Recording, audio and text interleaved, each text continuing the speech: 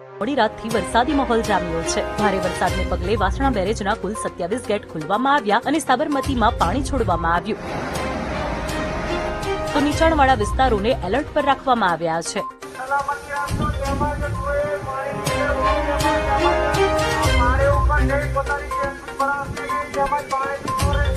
સાબરમતી નદીમાં પાણીની આવક વધતા જૂના વાડજમાં નીચાણવાળા પરીક્ષિત નગરમાંથી 25 કુટુંબને સલામત જગ્યાએ ખસેડવામાં આવ્યા। રાજકોટના ઉપલેટામાં આવેલો વેણુ 2 ડેમ ફરી ઓવરફ્લો થયો છે। 54 ફૂટની સપાટી ધરાવતો આ ડેમ સંપૂર્ણ ભરાઈ જતા તેના 4 દરવાજા 3 ફૂટ સુધી ખોલવામાં આવ્યા છે, તો મોજ ડેમના પણ 3 દરવાજા 3 ફૂટ સુધી ખોલવામાં આવ્યા છે। શામળાજી ઉદયપુર હાઈવે પર ભૂસ્ખલનની ઘટના સામે આવી છે। ડુંગર પરથી મોટા મોટા પથ્થરો નીચે આવ્યા છે, જેના કારણે રસ્તા બ્લોક થયા છે।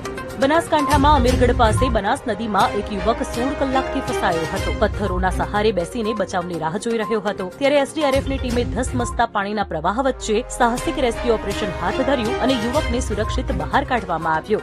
સાબરકાંઠાના ખેડબ્રહ્મા તાલુકામાં આવેલા રતનપુરા ગામમાં કેટલાક લોકો સાબરમતી નદી કિનારે ફસાયા હતા। એનડીઆરએફની ટીમે 9 જેટલા લોકોનું રેસ્ક્યુ કર્યું। પોળો જંગલમાં અમદાવાદના 6 યુવક ફસાતા પોલીસે રેસ્ક્યુ કર્યું।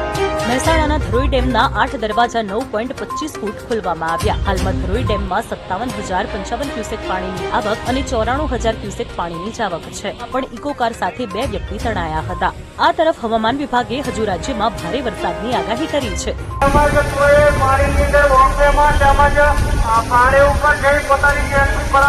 આ એલર્ટ રિવરફ્રન્ટ ખાતે આપવામાં આવી રહ્યું છે। હાલ ધરોઈ અને સન સરોવર ડેમમાંથી અંદાજે 1 લાખ ક્યુસેકથી વધુ પાણી છોડાતા પાણીની ભરપૂર આવક થઈ છે, જેના કારણે સાબરમતી નદીના જળસ્તરમાં વધારો થતા રિવરફ્રન્ટ વોકવે પણ ડૂબી ગયો છે।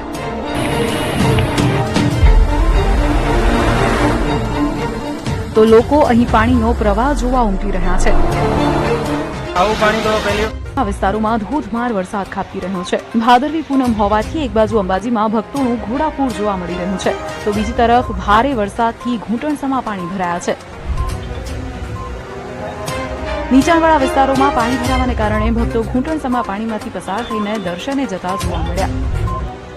ચાલકો પણ મુશ્કેલીમાં છે। હંગામી ધોરણે લગાવાયેલા સ્ટોલ્સમાં પણ પાણી ઘૂસતા વેપારીઓને નુકસાન વેઠવું પડ્યું। ભક્તો વરસાદી પાણીમાં ભીંજાઈને અને કાદવમાંથી પસાર થઈને માતાજીના દર્શન માટે પહોંચતા જોવા મળ્યા। વિકટ પરિસ્થિતિ સર્જાઈ છે। અમીરગઢ પાસે બનાસ નદીમાં યુવક પ્રવાહમાં ફસાયો છે। તંત્ર દ્વારા લોકોને નદી નજીક ન જવા સૂચના અપાઈ છે। તો રાજકોટનો આજી 1 ડેમ ઓવરફ્લો થવામાં માત્ર 0.25 ફૂટ બાકી છે, જ્યારે વલસાડ જિલ્લામાં ભારે વરસાદથી